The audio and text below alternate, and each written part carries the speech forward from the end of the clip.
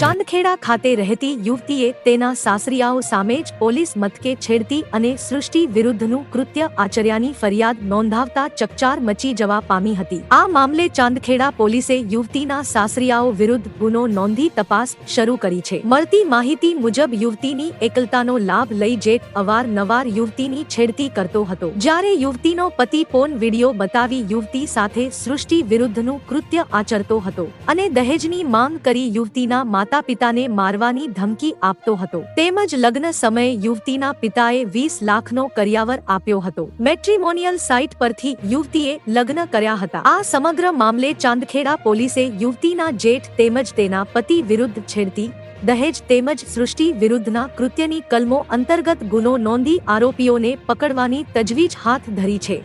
તો મિત્રો, હાલ માટે આટલું। મળીશું નવી અપડેટ સાથે જ। જો તમને અમારા વિડીયો પસંદ આવતા હોય તો વિડીયોને લાઈક કરી દેજો અને ભારત સમય ન્યૂઝ ચેનલને સબસ્ક્રાઇબ કરી બાજુમાં આવેલા બેલ આઇકોનને દબાવી દો, જેથી તમને આવા સમાચારની અપડેટ મળતી રહે।